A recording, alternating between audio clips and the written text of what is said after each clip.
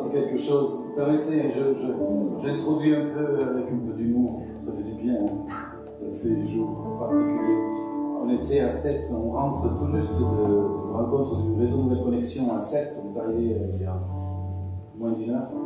Et puis hier soir, c'était Fabienne qui nous conduisait, Fabienne Cause, pour ceux qui la connaissent, qui nous conduisait dans un temps de louange, d'adoration, d'intercession. Et puis, enfin, c'est pas le soir, c'est l'après-midi. Elle voulait introduire le temps d'enseignement avec, vraiment, pour qu'on puisse donner le maximum d'écoute, tout. Elle dit, prie en langue, allez-y, chantez en langue, allez-y, allez. Et puis il commence à faire un peu chaud. Et on était tous derrière nous, parce que chanter en langue, c'était terrible. C'était terrible. Et je dis, on ne se rend pas compte en tant que président conducteur de ce qu'on peut faire subir à ceux qui ont des masques. Parce que nous, on a le droit de ne pas en avoir ici sur l'instant. Il y a quelques justices. Donc, on ne veut pas que vous souffriez, mais on va vous demander de participer. J'étais à Millau la semaine dernière et on m'a fait un compte rendu sur ce premier culte ici. Et j'ai même entendu quelqu'un me dire, je dirais son nom, Judith, Judith qui me disait c'était trop beau d'entendre tout l'auditoire chanter et célébrer, même si de temps en temps on suait de la moustache. Donc voilà, c'est chouette, on va célébrer le Seigneur ce soir ensemble et le glorifier, n'est-ce pas? On prépare nos cœurs, nous nos vies au Seigneur. Et on se rend disponible pour qu'il puisse faire ce qu'il a envie de faire. Merci Jésus. Gloire à toi Seigneur. Élevons nos voix tout simplement au cœur. Demandons au Seigneur de présider à ce culte. Que tout ce qui va être dit, fait, sera vraiment une source de bénédiction pour lui, de joie pour lui, et que nos cœurs soient transformés par son action surnaturelle dans nos vies. Merci Jésus. Alléluia Seigneur.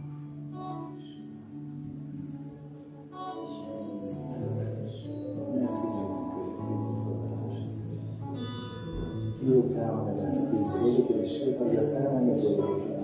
Seigneur, nous sommes reconnaissants. Est-ce que nous pouvons vivre cette soirée ensemble? Ces beaux moments ensemble en famille? Merci pour tout ce qui va nous rejoindre. La joie d'être là devant ton trône, de pouvoir nous exprimer, de pouvoir te faire monter nos chants, notre adoration ensemble. Parce que nous sommes un même corps. Nous sommes membres d'un même corps. Et Seigneur, qu'est-ce que c'est beau de pouvoir communier les uns aux autres. Au-delà des restrictions qui nous sont imposées, Seigneur, nous pouvons communiquer cœur à cœur. Et nous te donnons gloire, Seigneur. Merci Jésus. Merci Jésus. Gloire à Dieu.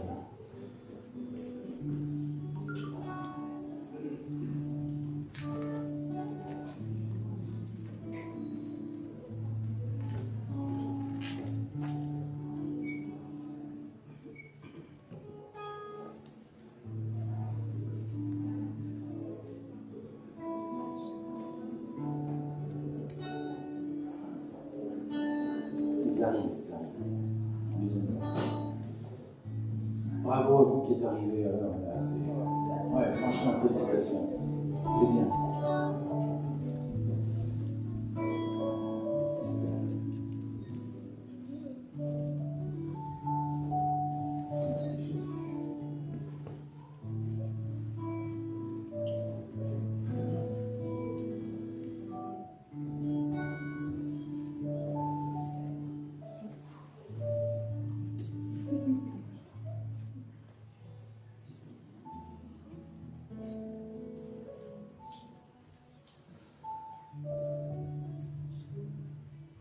Service d'accueil, il y a encore du monde dans les couloirs. Vous voulez bien, parce qu'on a commencé le culte depuis 6 minutes.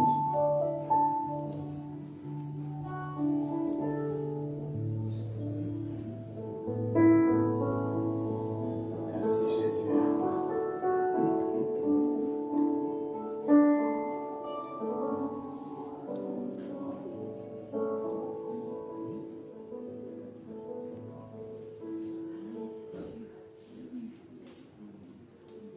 Je vous invite à vous lever, on va vraiment commencer ce temps par louer le Seigneur et puis on lira après ce qu'il arrive sur le cœur en attendant que l'église se remplisse. On va commencer à chauffer peut-être le Dieu déjà.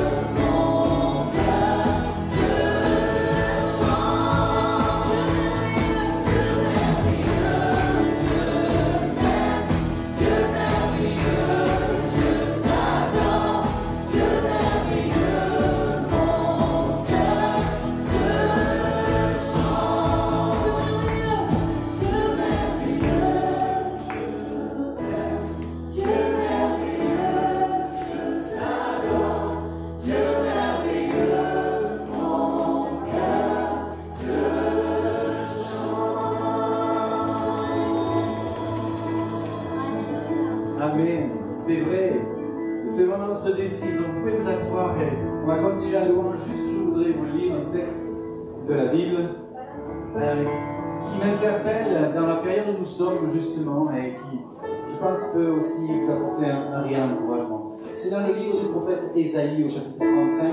On appelle ce texte la voix sainte. C'est un texte prophétique qui annonce aussi vraiment là, ce qui va se passer, ce qui est devant nous encore et qui nous encourage. Voici ce qui est dit. Que le pays désert et que la terre aride se réjouissent. Que la steppe jubile et se mette à fleurir comme le lys. Que les fleurs y abondent et que sa joie éclate. Qu'elle pousse des cris de joie. La gloire du Liban, la splendeur du Carmel et celle du Saron lui sont données. Là, on verra la gloire de l'Éternel et la splendeur de notre Dieu. Voici ce qui vraiment m'a interpellé et qui peut t'interpeller toi ce soir au milieu de nous ou à ceux qui nous regarderont. Fortifiez les mains défaillantes, affermissez les genoux chancelants. À ceux qui sont troublés, dites-leur, soyez forts. N'ayez aucune crainte. Votre Dieu va venir. C'est lui qui va régler les comptes. Il va venir lui-même pour vous sauver. Ce jour-là, s'ouvriront les oreilles des sourds et les yeux des aveugles. Le boiteux bondira comme un cerf, le muet criera de joie, car des eaux jailliront dans le désert et dans la steppe. Des torrents couleront, la terre desséchée se changera en lac, la terre altérée en source jaillissante. Des roseaux et des joncs croîtront dans le repère où gitait le chacal. À travers le pays passera un chemin frayé, une route que l'on appellera la route sainte. Aucun impur n'y passera, car c'est lui, l'Éternel, qui marchera sur cette route. Les insensés n'y viendront pas s'y égarer. Il n'y aura pas de lions, de bêtes féroces. On n'en trouvera pas. C'est le peuple sauvé qui marchera sur cette voie. Oui, ceux que l'Éternel aura libérés reviendront, et ils iront à Sion avec des cris de joie et des chants de triomphe. Un bonheur éternel couronnera leur tête, ils auront en partage la joie et l'allégresse. Tristesse et plainte s'enfuiront. Et il y a tout au long de ce texte, vous le reprendrez chez vous, mais vraiment un encouragement à ne pas céder à la crainte, ne pas céder à la peur. On entend, ça y est, ça repart à droite, à gauche, ceci, c'est ça. Ne cédez pas à la crainte, ne cédez pas à la peur. C'est les messages que nous avons entendus, que nous étions tout à l'heure encore, ce matin et hier, sur 7. Mais levez-vous et soyez courageux. Celui qui est avec vous est plus grand que celui qui est contre vous. Et nous allons célébrer et glorifier le Seigneur. Et si vous ne connaissez pas Jésus comme votre sauveur personnel, je vous en supplie, demandez-lui de se révéler à vous et il le fera, tout simplement comme il le fait avec chacun de nous, en lui disant: Jésus, je ne te connais pas, mais viens s'il te plaît. Je te présente ma vie. Tu sais quoi elle est faite. Tu connais les points faibles, tu connais les peines, les chagrins, les déceptions de mon existence. Mais je m'offre à toi, je m'ouvre à toi. Jésus, je t'accepte dans ma vie. Pardonne-moi pour mes péchés. Pardonne-moi pour mon indifférence. Pardonne-moi pour mon manque d'amour. Pardonne-moi pour toutes les formes de rancune. Tout ce qui a pu polluer mon existence. Je veux marcher sur ta voie sainte. Je veux marcher sur le chemin que tu as frayé. Jésus. Merci Seigneur. Et alors ton désert va refleurir. Et les lieux arides de ton existence seront irrigués. Et tu te réjouiras dans l'éternel. C'est les promesses qui nous sont faites ici. Alors glorifions le Seigneur. Amen. On reprend ce chant, merveilleux Seigneur. Merveilleux,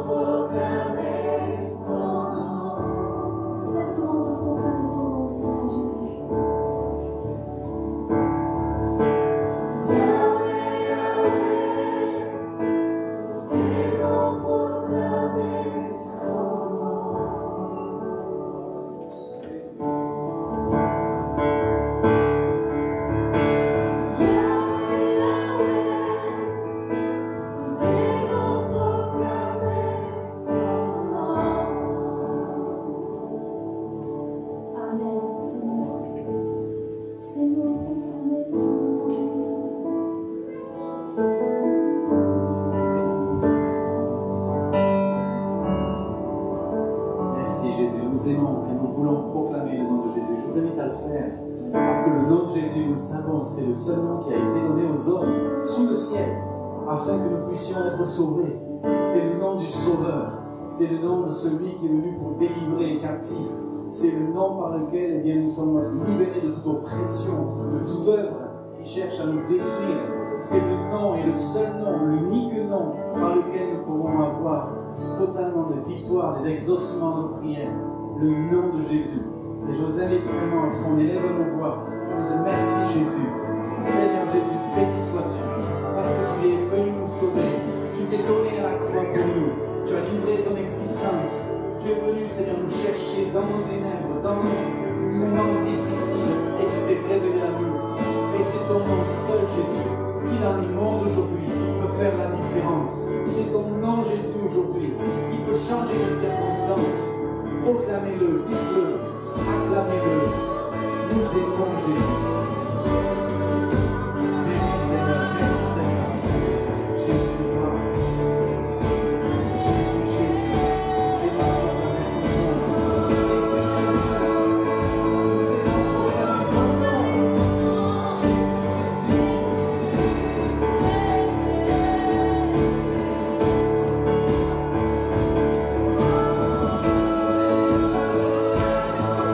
aimons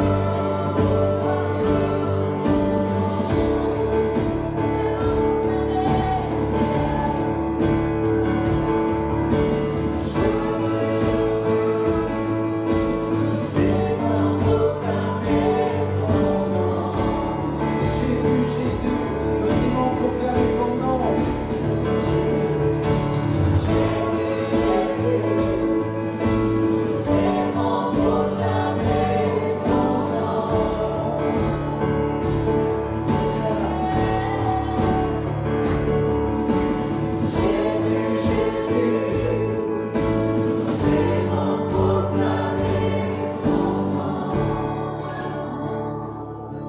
Jésus,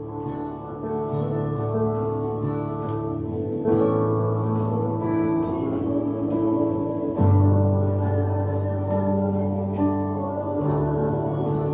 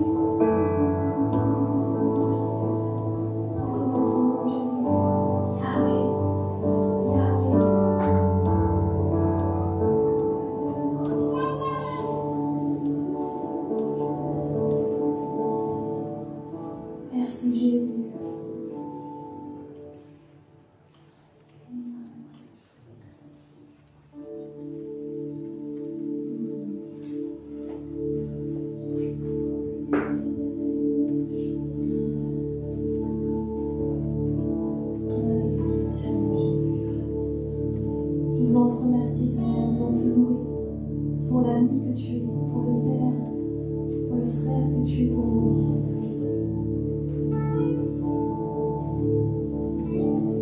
Nous voulons te remercier ce soir d'être dans nos vies, de t'être fait découvrir à nous, Seigneur Jésus. Quelle grâce de t'avoir, Seigneur Jésus. Quelle grâce de t'avoir dans nos vies, Seigneur Jésus. Nous t'aimons, Seigneur Jésus. Reçois notre adoration ce soir, Seigneur Jésus. Reçois notre adoration. Tu dignes d'adoration. Tu dignes d'adoration. Jésus.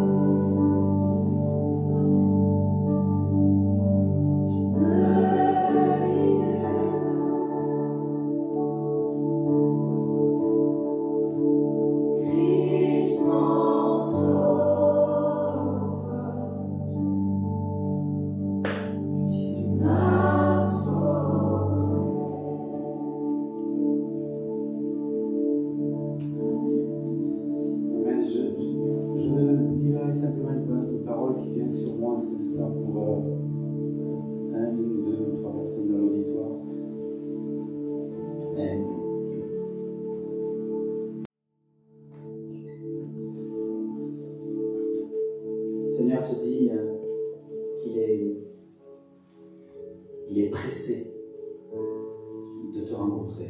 Il est pressé de partager avec toi. Il veut une relation fluide. Il veut un partage cœur à cœur.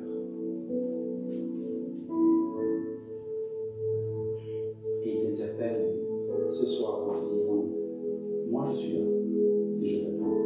Moi je suis présent, et je te désire. Simplement, tu peux ouvrir ton existence, ton cœur à Jésus. Peut-être c'est la première fois, mais peut-être que c'est un renouveau, un renouvellement de ton cœur pour lui. Mais je sens l'invitation pressante de Jésus. On ne chante pas pour chanter, on ne fait pas monter des accords d'instruments simplement pour se faire plaisir. On est là devant le roi des rois, devant le Seigneur des seigneurs. Il est ici. C'est lui, Jésus, qui a dit, je serai avec vous tous les jours jusqu'à la fin du monde. Et ce soir, il t'attend. Il y a une alliance. Il y a une alliance qui veut sceller avec toi.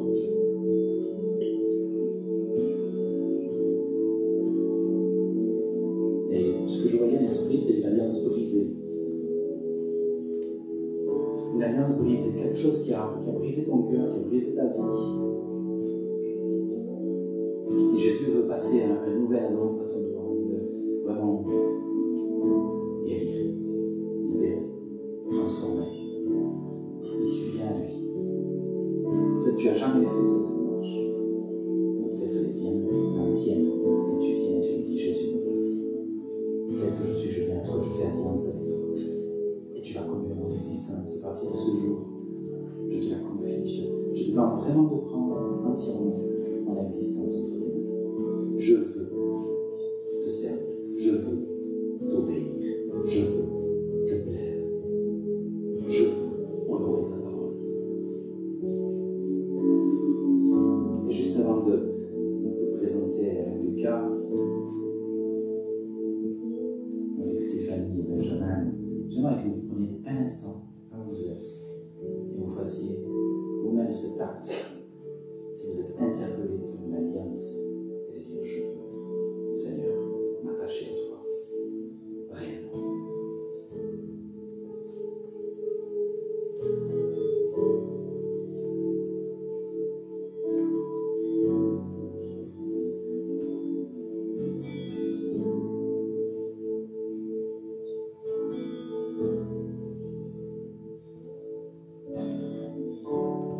Merci Jésus.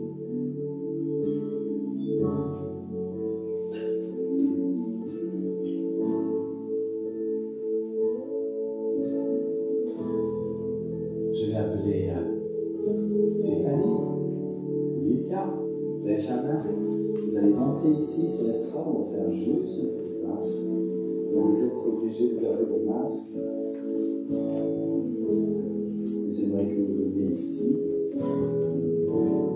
Comme ça, vous pouvez voir l'auditoire peut vous voir.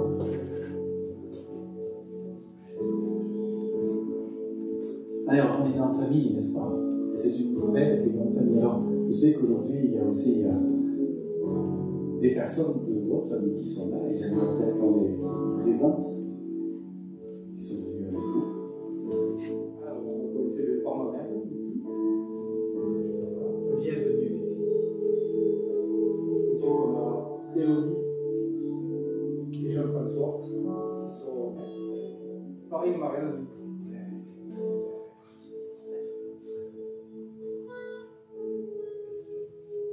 Oui.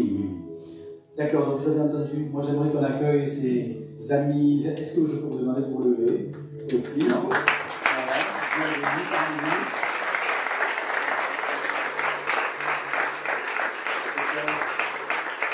On écoute les exigences que dans le protocole. Bon, c'est un peu compliqué, mais en tout cas, on est réellement heureux de vivre ce moment ensemble. Bonjour. Bonjour. Comment tu vas? Magnifique.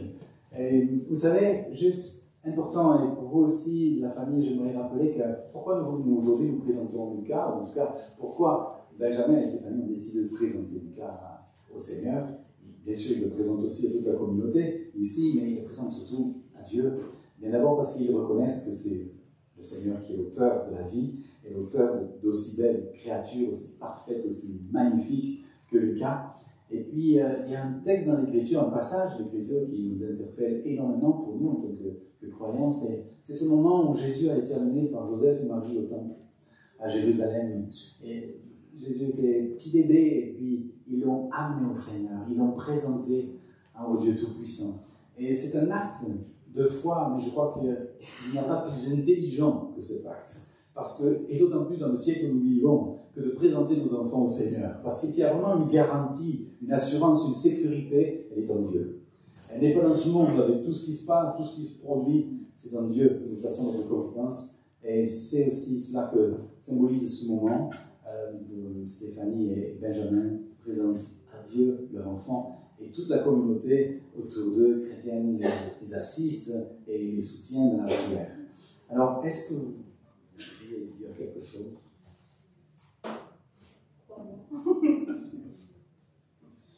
Moi, je remercie l'Éternel parce qu'il a dit que ce merveilleux cadeau, évidemment, mais il n'y a pas de hasard, le timing de Dieu est parfait, et Lucas est vraiment arrivé de la pile poil. Lucas, ça veut dire lumière. Hein. On ne savait pas qu'il allait avoir le coronavirus, le confinement quand il est arrivé, et bien, le Seigneur nous a fait à travers lui un joli clin d'œil de même s'il y a des ténèbres dans le monde, la lumière de Dieu sera toujours là.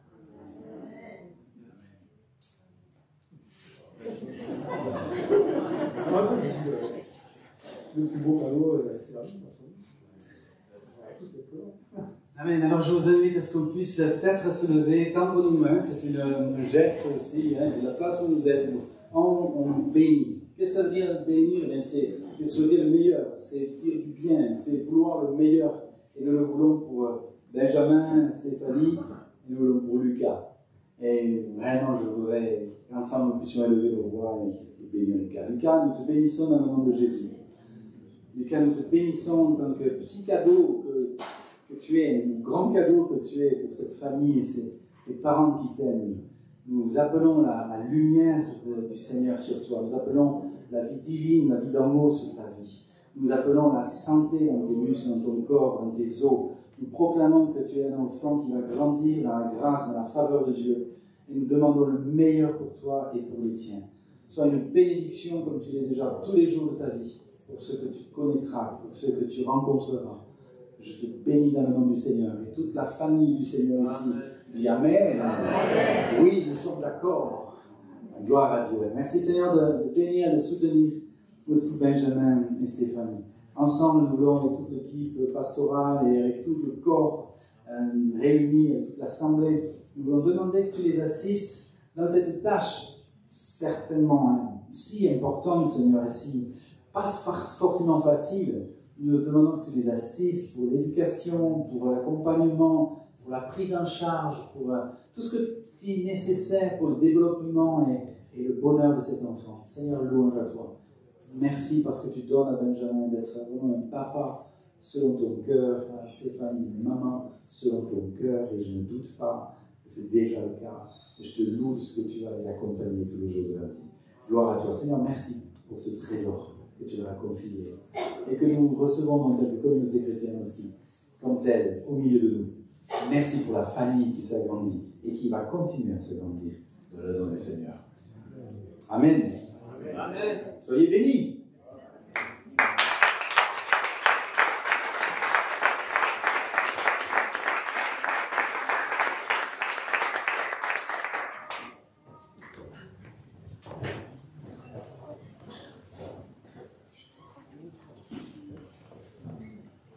Bien. Ah, vous êtes ensoleillés maintenant. On a tous les temps aujourd'hui, la pluie, le soleil. Alors on va écouter la parole de Dieu, et je crois que ça fait une bonne transition là, puisque le message, semble-t-il, prend en compte un verset biblique que Roberto aura soin de partager et qui rejoint tout à fait les petits. Alors merci Roberto pour ce que Dieu t'a mis dans ton cœur et te donne de nous partager.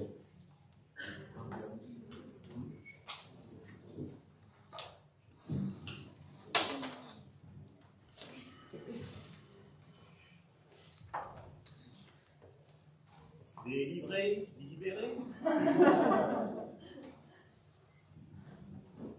C'est vrai qu'il fait chaud sous le masque. Je vais juste enlever ça. Ouvrir il faut, juste un instant.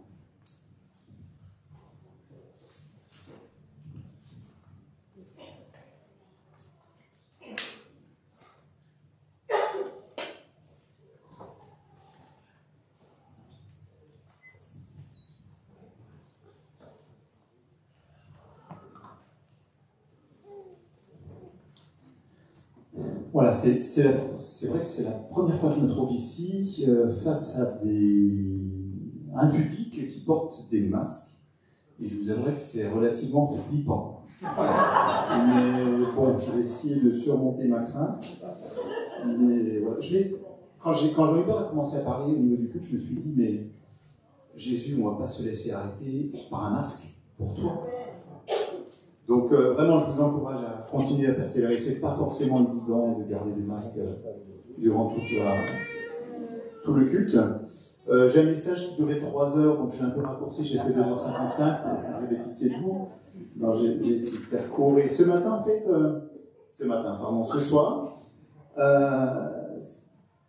j'avais à cœur de parler d'un verset où Jésus parlait des enfants. Est-ce que vous croyez que dans la Bible, les enfants ont quelque chose à nous apprendre? La Bible, c'est pas qu'un livre pour les grands. Alors, c'est un livre pour les grands, mais dans lequel les petits nous apprennent aussi des choses.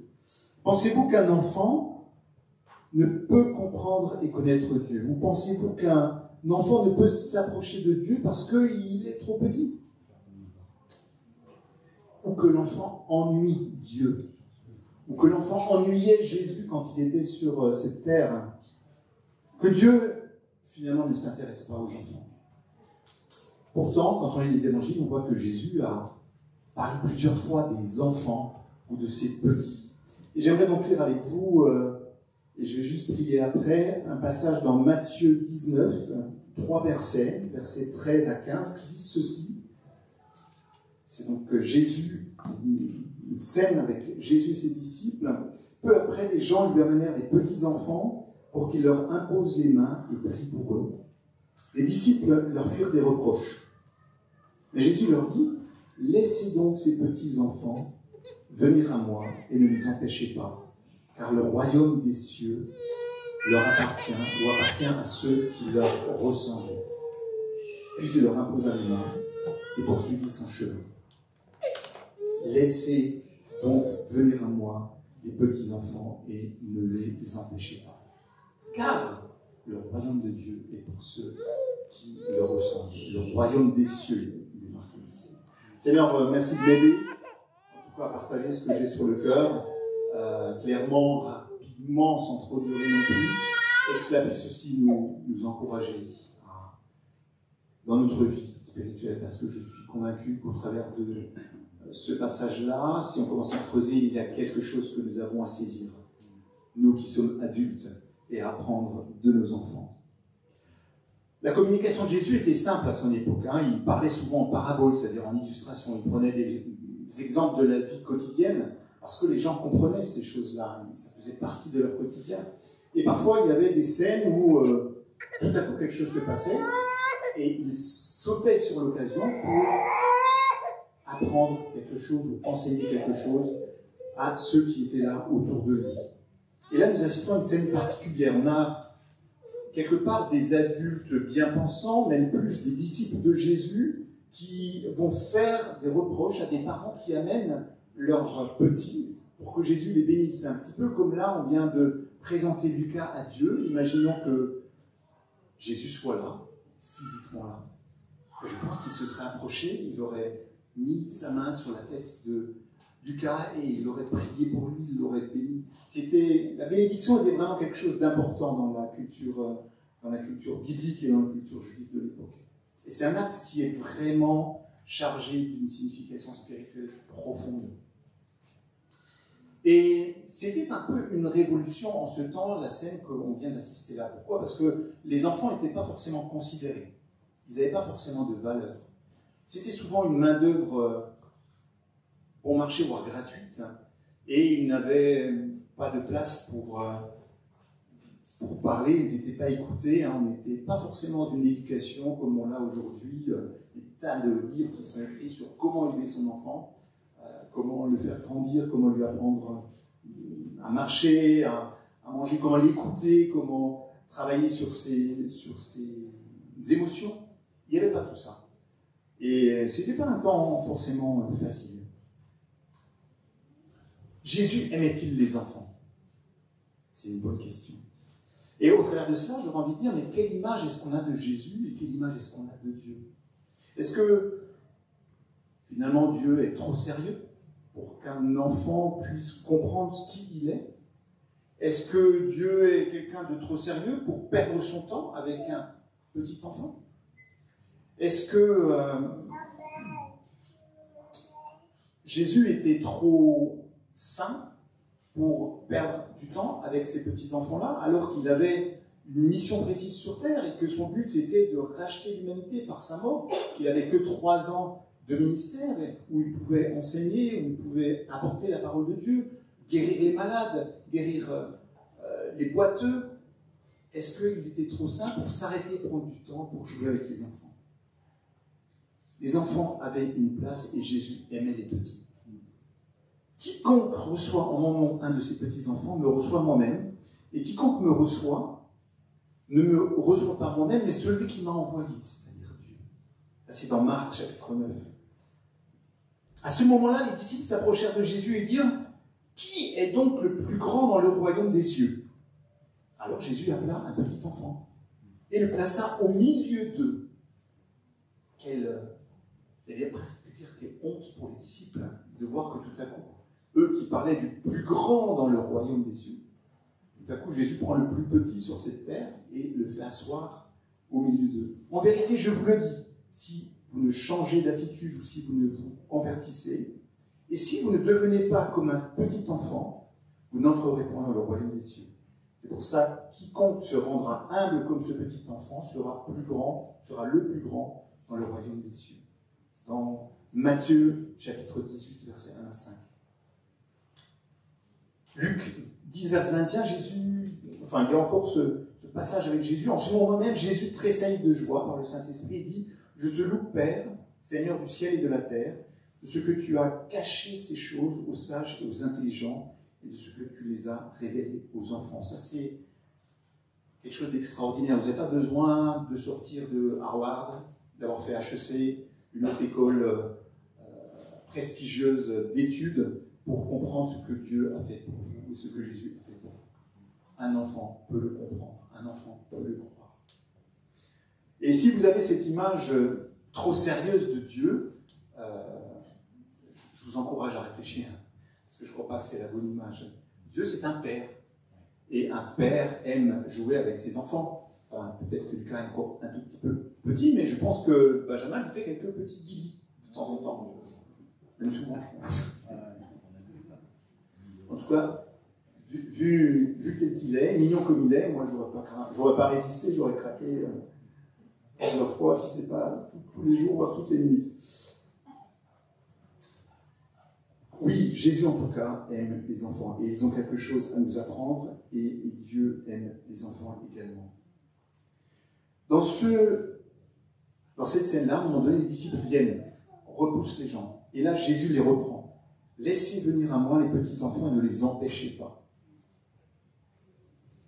Laissez venir à moi les petits enfants et ne les empêchez pas. Qui peut les amener à Jésus?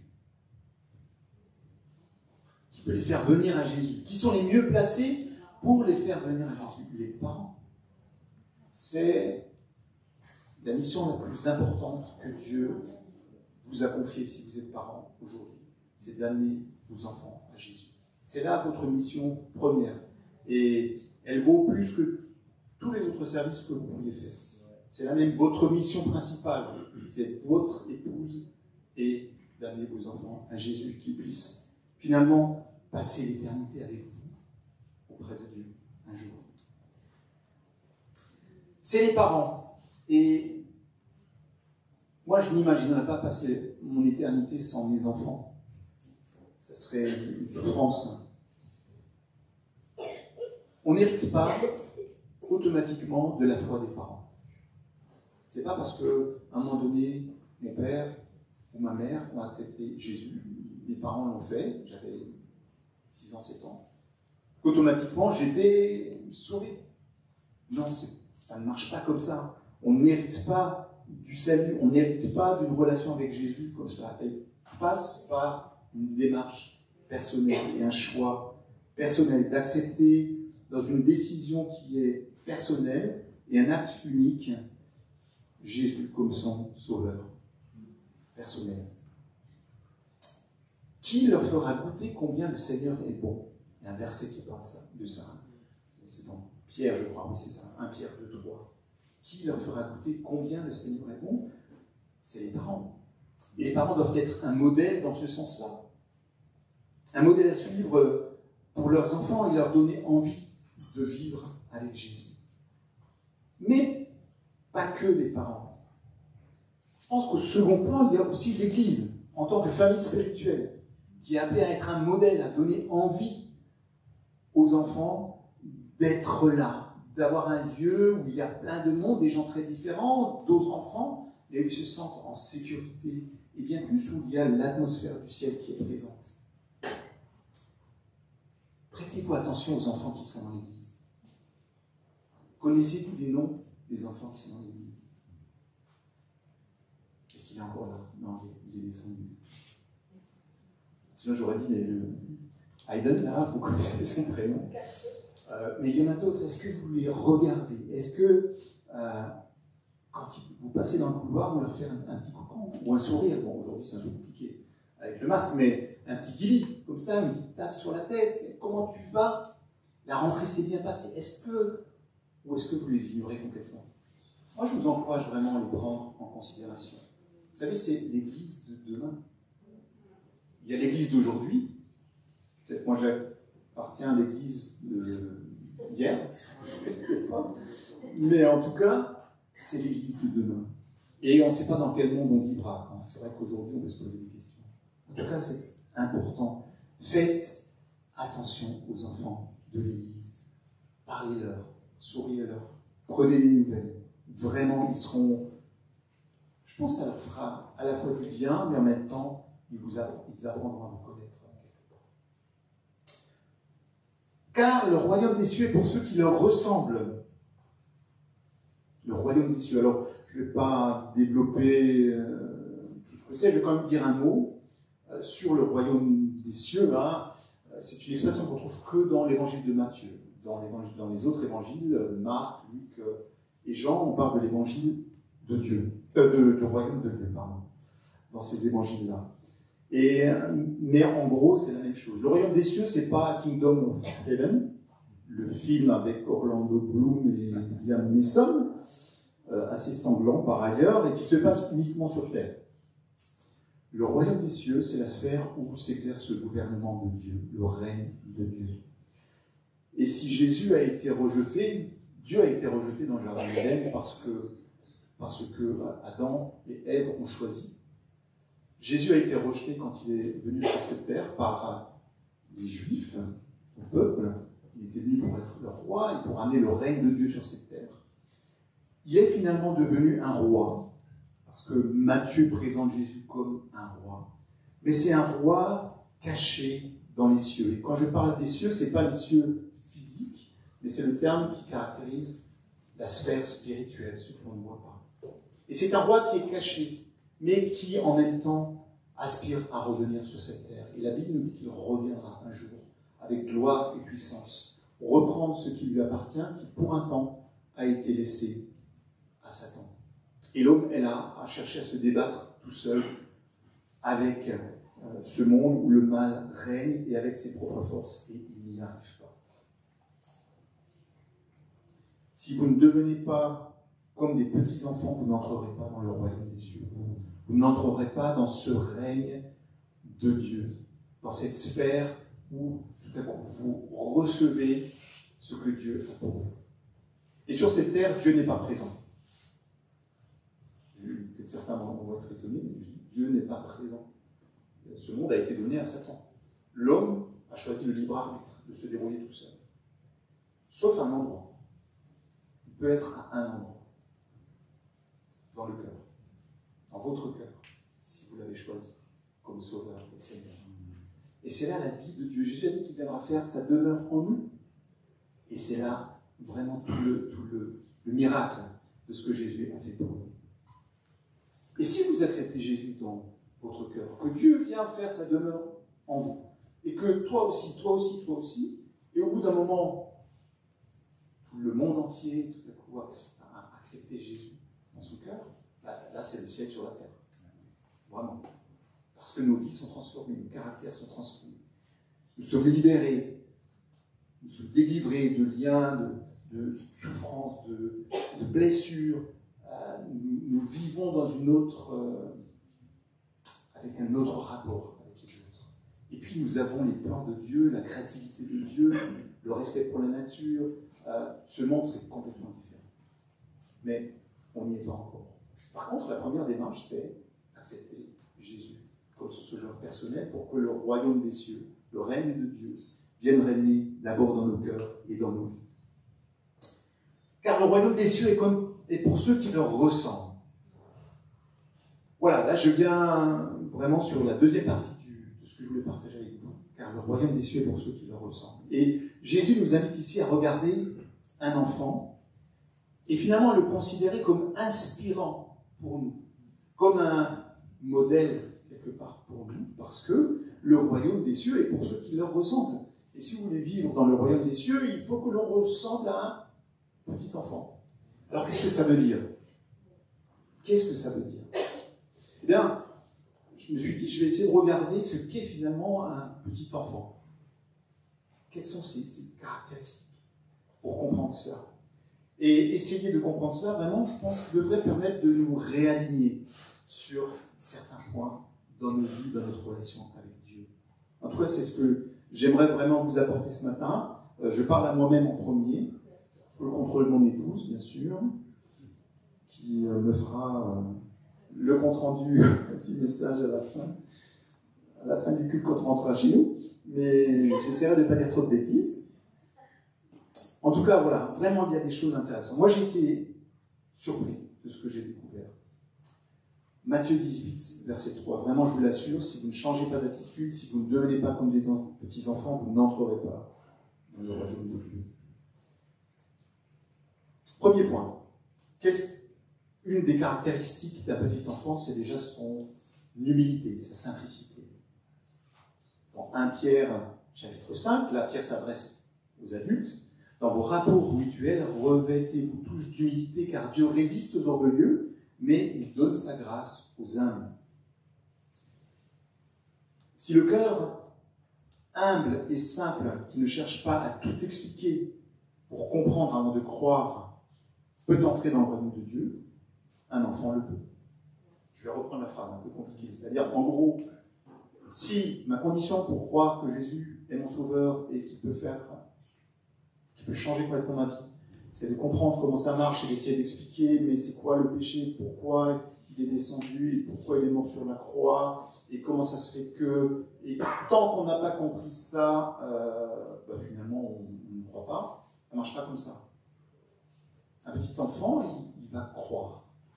Vous lui dites une histoire, vous lui dites quelque chose, il ne va pas se poser de questions. Enfin, il en posera peut-être à un moment donné, mais à un moment donné, il croira. Il ne va pas chercher à être un enfant forcément roi qui a raison sur tout.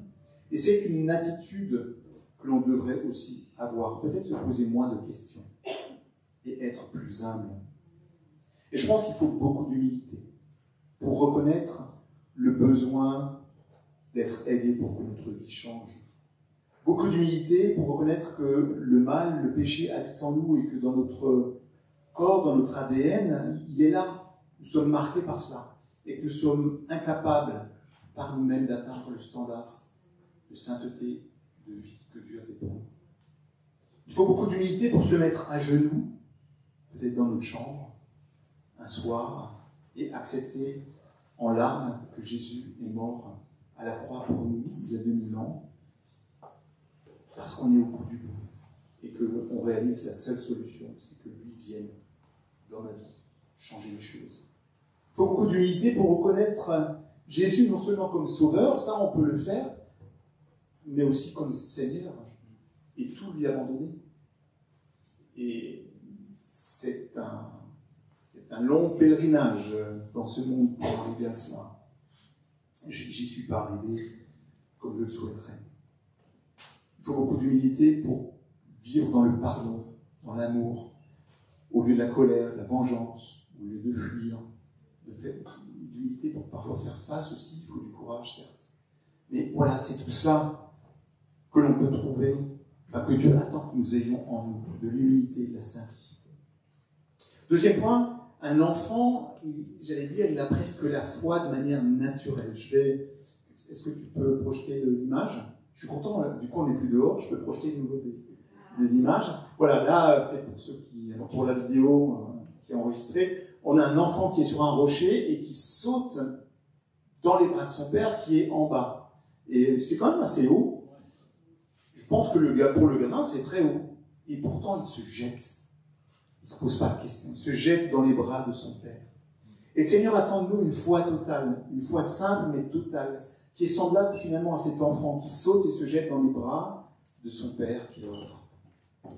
Une foi qui se jette dans les bras de notre Père Céleste et qui nous rattrape.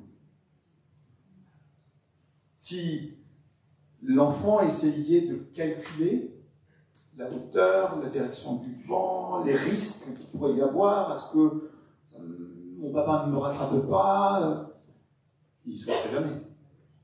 Et il a une telle confiance en son Père qu'il y va. Et je crois que dans ce temps que nous vivons, c'est ça aussi que nous avons besoin. Une foi simple. Une foi qui compte sur Dieu.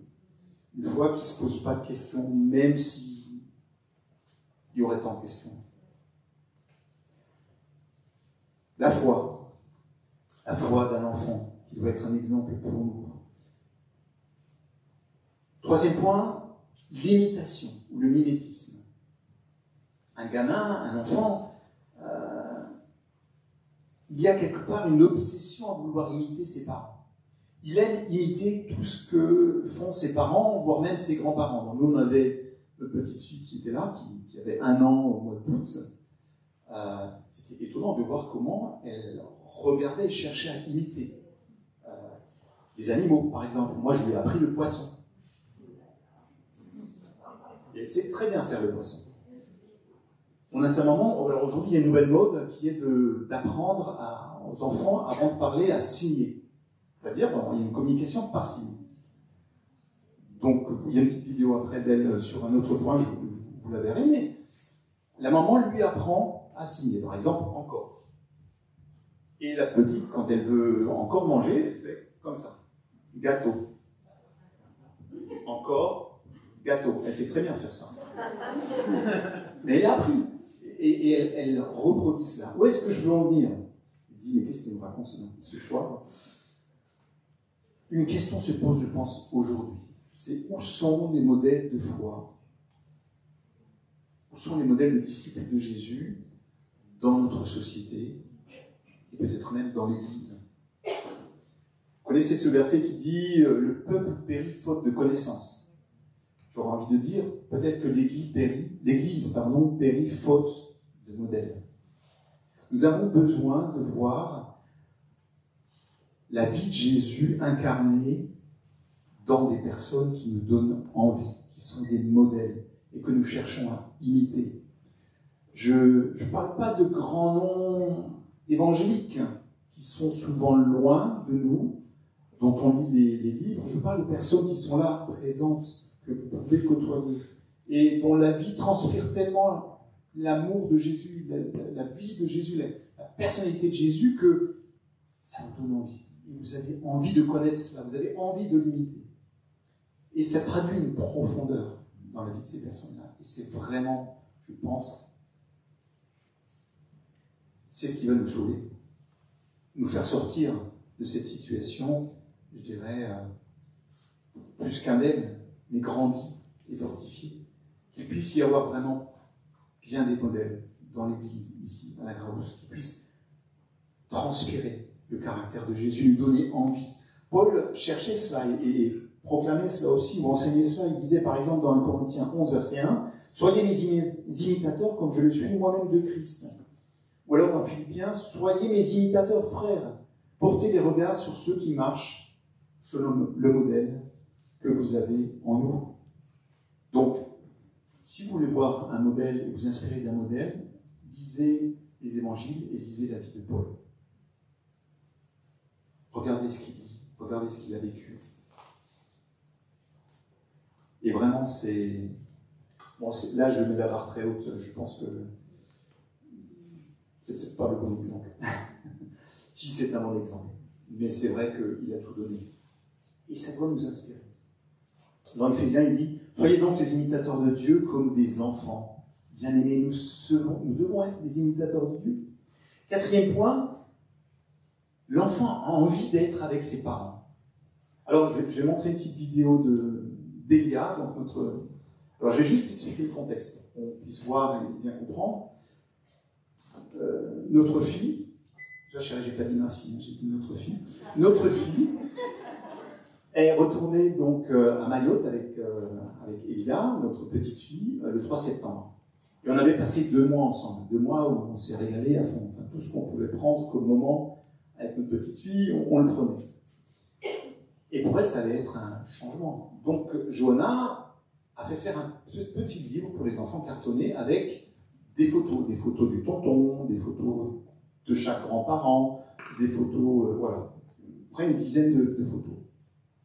Et en fait, donc quand elle est arrivée, le lendemain, il y a quand même eu un grand voyage. La petite s'est retrouvée dans un contexte qu'elle connaissait avant, et je pense qu'elle a saisi qu'il y avait des personnes qui étaient absentes.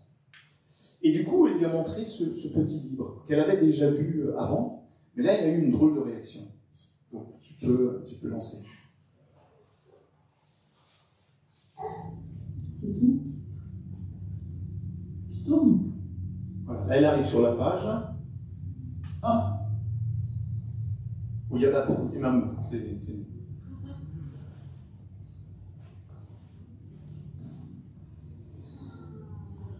pas vous. Voilà, regardez la réaction.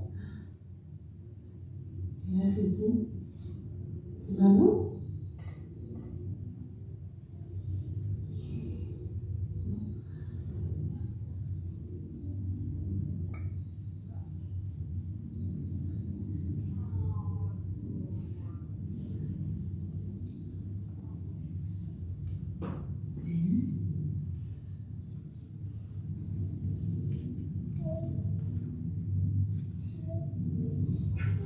Voilà, encore. Bon, tu peux arrêter. Il craque le papy. Ah, mais de temps en temps, le soir, avant de m'endormir, bon, enfin bref. Mais à un moment donné, comment un enfant peut-il manifester de la tristesse?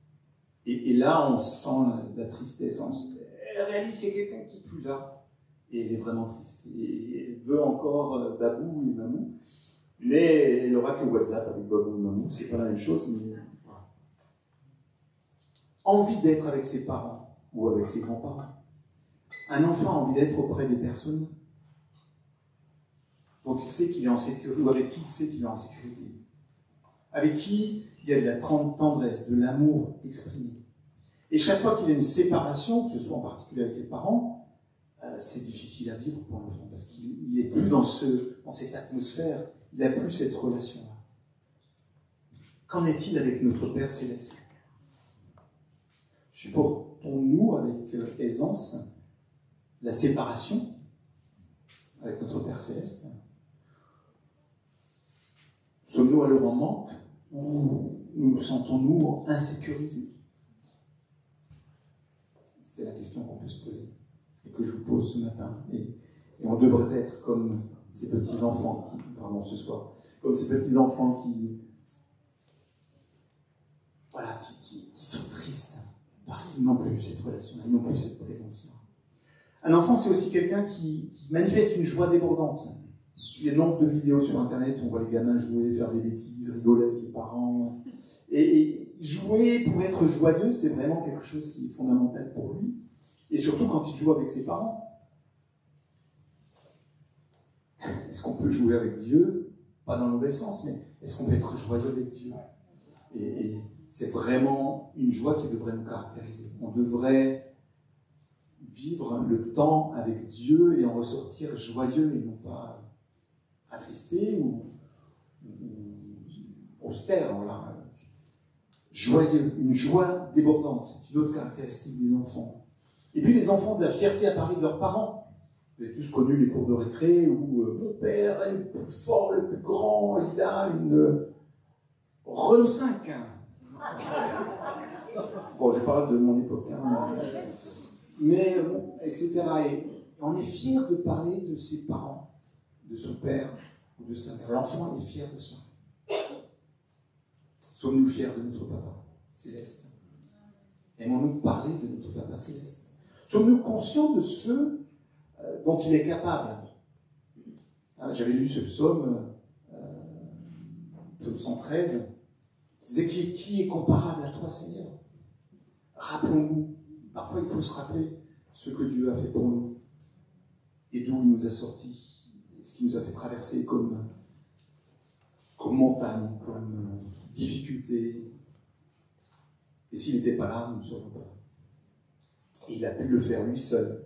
Et puis le dernier point, c'est que on le voit bien avec le petit Lucas, il est encore dépendant des parents, il est pleinement dépendant des parents. L'enfant, lorsqu'il est dans le ventre de la maman, il est relié avec le cordon ombilical à la maman, il y a une dépendance qui est là. Ensuite, il y a le lait maternel, ensuite, plus tard, il est dépendant aussi des soins et du bien matériel que lui procure aussi le père.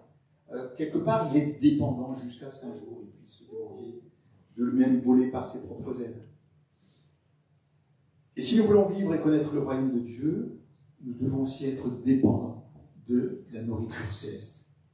Dépendants de ce qui vient du ciel. Dépendants de la parole de Dieu.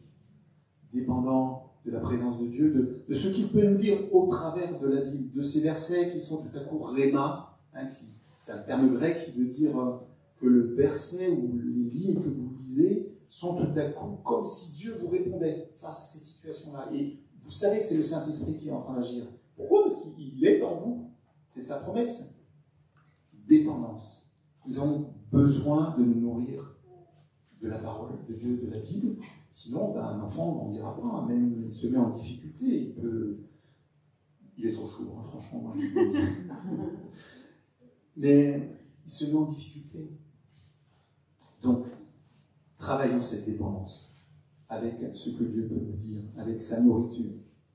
Voilà 7 points qui décrivent finalement ce qu'un enfant pourrait nous inspirer à nous, adultes, pour vivre dans le royaume de Dieu, pour vivre sous le règne de Dieu et tirer pleinement parti de ce que Dieu a pour nous. Et c'est des choses pour nous, pas pour les enfants, vraiment pour les adultes.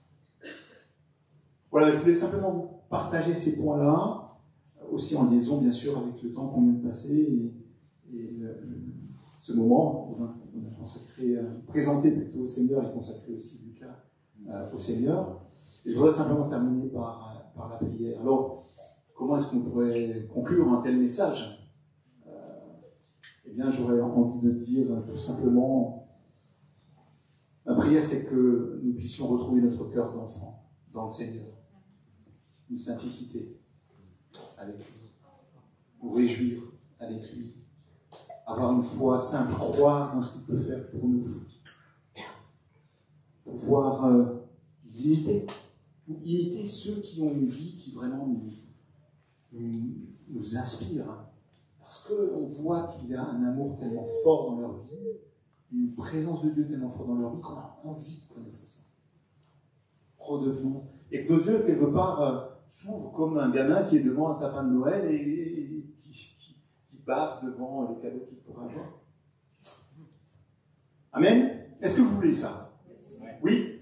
Super. C'est vrai que le masque, c'est compliqué. Seigneur, en tout cas, merci pour ce que tu veux nous apprendre encore. Nous avons bien du chemin à faire. Et je te bénis parce que avec toi, tout est possible. Même que nous redevenions des petits enfants dans nos cœurs. Donne-nous de retrouver la simplicité de l'Évangile. Donne-nous de retrouver la simplicité de nos relations les uns avec les autres, peut-être. Donne-nous de retrouver une foi simple avec toi dans ces temps perturbés. Et peut-être que la solution, c'est vraiment ça. Restons simples, faisons confiance à Dieu. Soyons fermement dépendants de lui. Et il nous sortira de là indemne, j'en suis persuadé. Amen.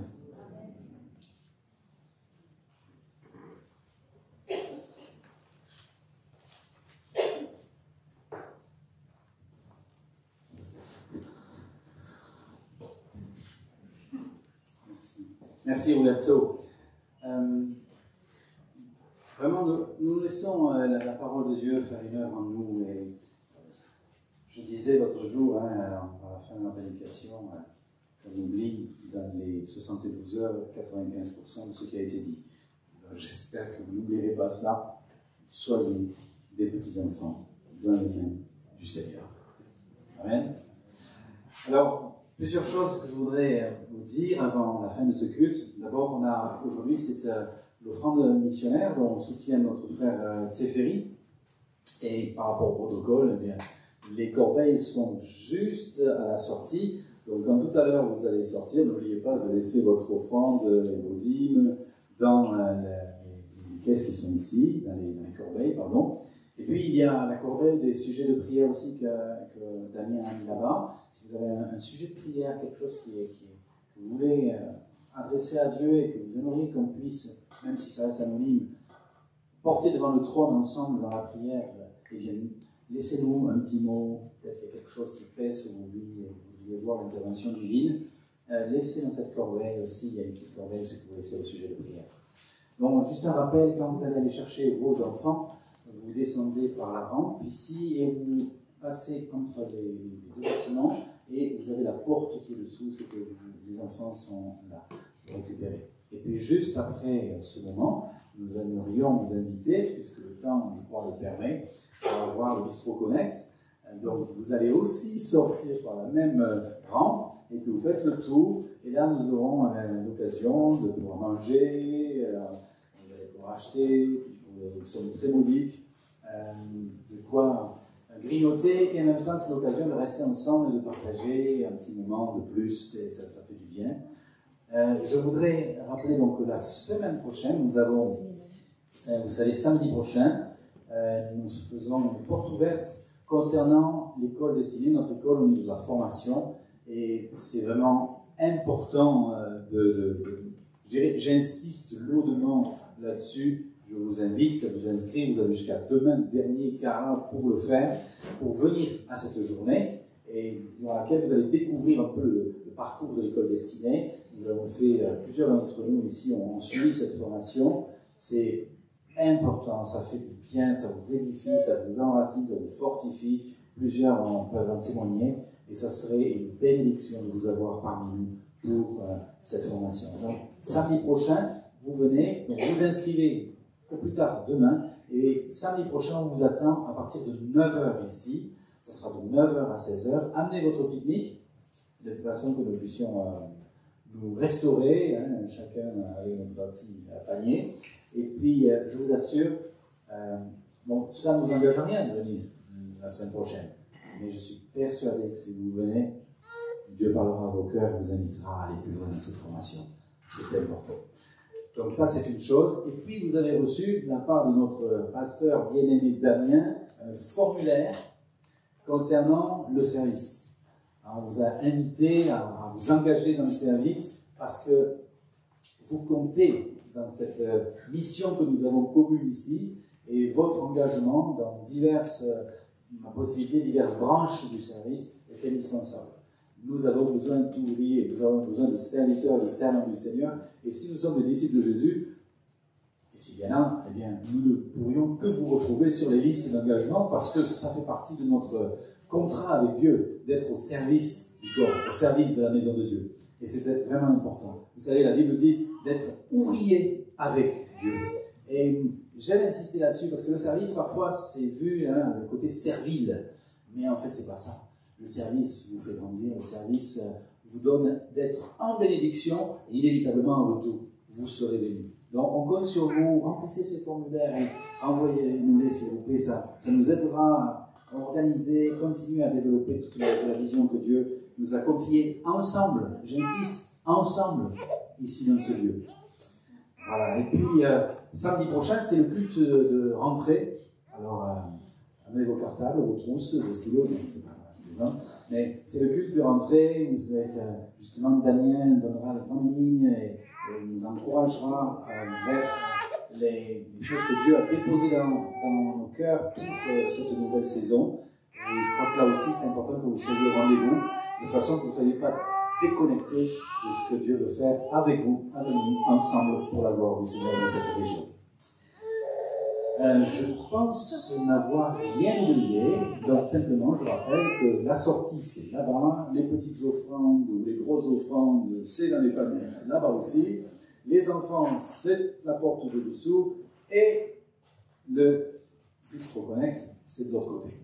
Donc on peut se lever et remercier Jésus pour ces bons moments. Alors on a besoin un peu d'être comme... C'est un défi, comme disait tout à l'heure Roberto, de pouvoir vivre ces moments, mais on est tellement heureux de nous retrouver.